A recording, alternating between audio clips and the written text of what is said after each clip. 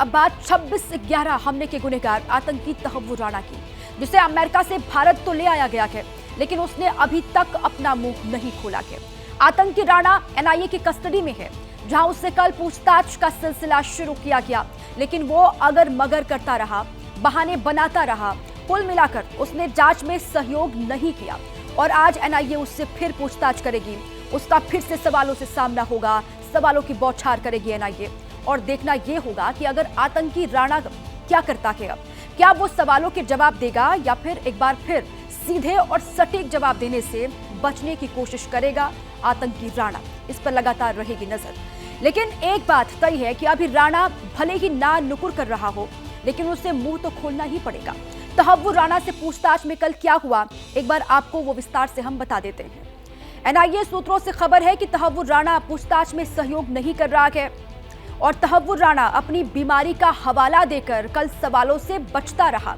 ये बात सामने आई। तहव्वुर राणा को सुबह 11:10 पर इंटरोगेशन रूम में ले जाया गया। 11:15 बजे एनआईए के अफसरों ने तहव्वुर राणा से पूछताछ वहां पर शुरू की, सवाल दागने शुरू किए और साथ ही एनआईए की टीम ने तहव्वुर राणा से शाम 7:15 बजे जाकर पूछताछ अपनी खत्म की। लेकिन इन 8 घंटों में सिर्फ 4 घंटे पूछताछ हो पाई। राणा सवालों को टालता रहा, ये बात सामने आई। सवाल दागे गए, लेकिन वो सवालों से बचता रहा, बीमारी का हवाला देता रहा और सवालों को टालता रहा। दिल्ली के लोधी रोड पर यही है एनआईए हेडक्वार्टर की इमारत, जो इस वक्त आप देख रहे हैं, जहां पर तहव्वुर राणा को एक हाई सिक्योरिटी स्पेशल सेल में रखा गया है और 26/11 की साजिश को लेकर एनआईए की टीम सवाल कर रही है आतंकी राणा से। एनआईए हेडक्वार्टर की वो हाई सिक्योरिटी सेल भी आपको दिखा देते हैं, जहां तहव्वुर राणा को रखा गया है। एनआईए की ये सेल हमने एनिमेशन के जरिए तैयार की है, वो आपको हम दिखाएंगे।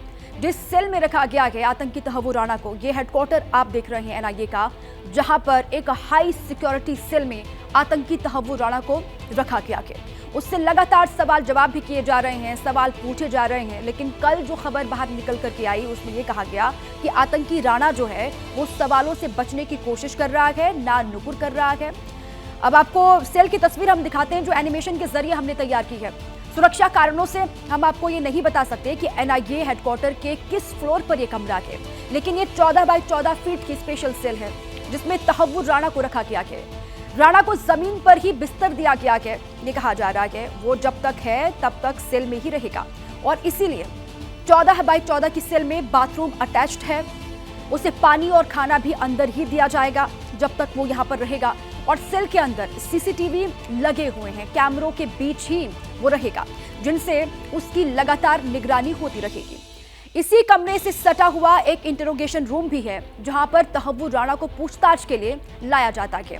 यह भी सीसीटीवी कैमरों से लैस है, जहां पर पूछताछ होगी राणा से, और राणा से पूछताछ कैमरों के सामने ही हो रही है। कल भी कैमरों के सामने ही पूछताछ हुई और उसकी रिकॉर्डिंग भी वहां पर की गई।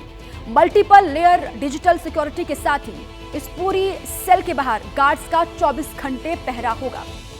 तहव्वुर राणा का एनआईए हेडक्वार्टर में कम से कम मूवमेंट हो, इसलिए इंटरोगेशन रूम भी बाजू में ही रखा गया है, बाजू में ही बनाया गया है। आपको बताएं कि इस हाई सिक्योरिटी सेल तक जाने की इजाजत सिर्फ एनआईए को है। इसमें 12 ही अधिकारियों को परमिशन मिली है जो अंदर जा सकते हैं, इनके अलावा कोई नहीं जा सकता। और पूछताछ के बीच में राणा को ब्रेक भी दिया जा रहा है, ये कहा जा रहा है। और वहीं आप ये भी जाने कि 26/11 की साजिश और आतंकवाद से जुड़े दूसरे मामलों में 8 एजेंसियों ने एनआईए को तहव्वुर राणा से पूछताछ के लिए रिक्वेस्ट की है। अब आगे बढ़ते हैं। तहव्वुर राणा से पूछताछ शुरू हो गई। अब ये 2 तस्वीर आपको हम दिखाने जा रहे हैं आगे। तहव्वुर राणा की तब की तस्वीर है जब उसे अमेरिका से भारत लाया जा रहा था।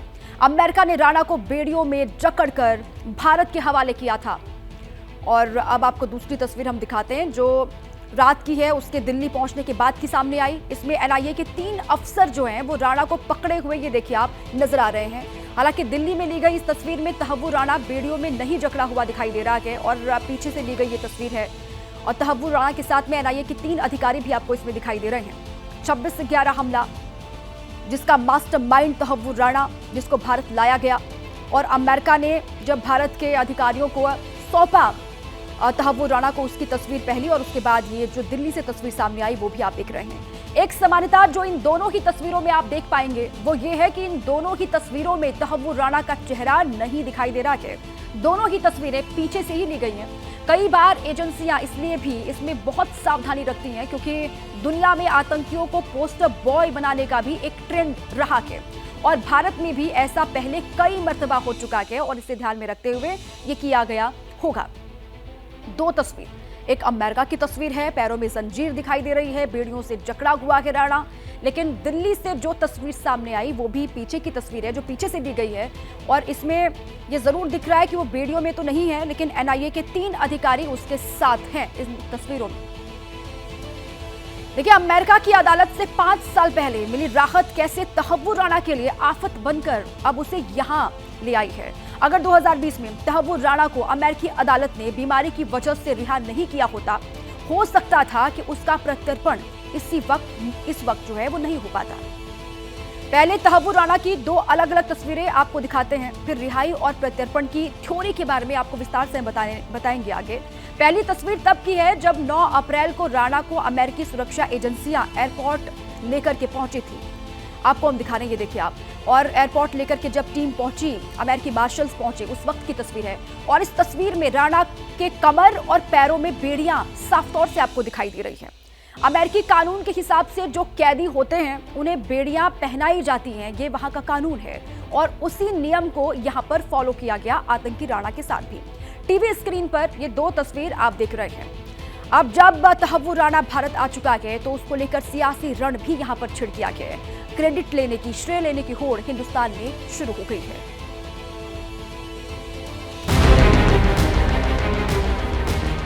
मुंबई हमलों का आतंकी तहव्वुर राणा भारत पहुंच चुका है। एनआईए राणा को हिरासत में लेकर 16 साल पुरानी हर कड़ी को जोड़ने में लगी है। दिल्ली में राणा के हर गुनाहों की पड़ताल चल रही है, लेकिन मुंबई से संजय राउत ने आतंकी राणा का सियासी मर्सिया बिहार चुनाव के लिए पढ़ दिया है।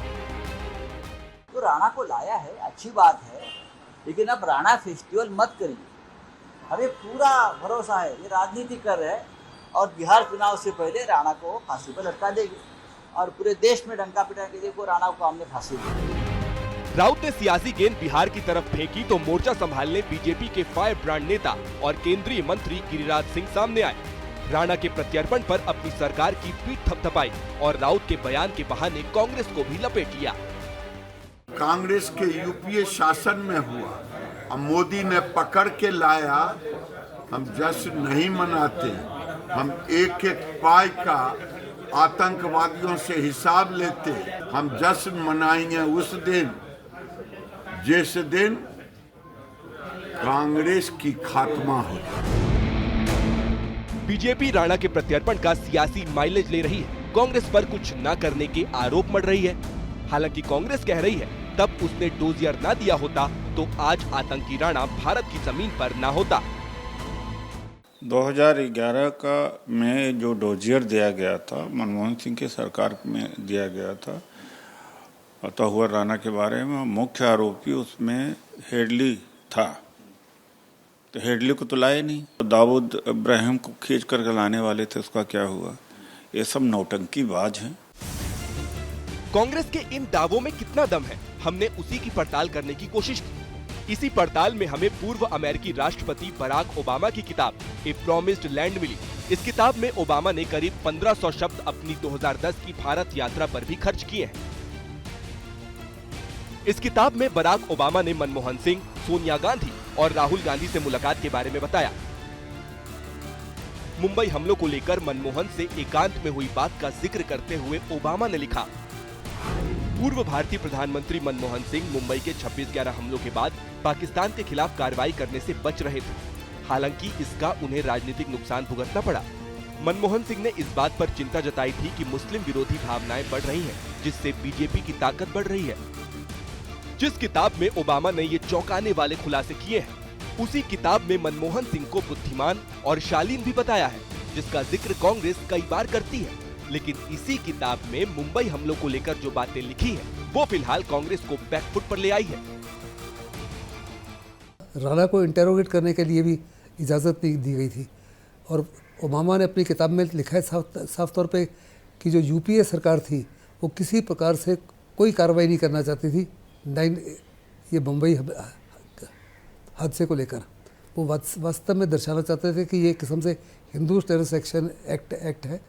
अगर आप देखो ये 10 जो आतंकी मारे गए जिसमें कसम भी पकड़ा गया था, उन्होंने सब मौली पहनी हुई थी जो हिंदुस्तानी पहनते हैं, और अगर वो भी मारा जाता पकड़ा नहीं जाता तो उन्होंने कहना था ये हिंदू टेररिस्ट है जिन्होंने ये कार्रवाई की है, और यूपीए सरकार इसको ब्लो अप करती। शिवसेना उद्धव के संजय राउत पहले ही तहव्वुर राणा की एंट्री बिहार चुनाव में करवा चुके हैं। वहां विपक्ष में आरजेडी और कांग्रेस है जो मुंबई हमलों के दौरान केंद्र की सत्ता में थे। तहव्वुर के प्रत्यर्पण का सियासी टीजर रिलीज हो चुका है और चुनावी पिक्चर भी हिट होने की पूरी संभावना है।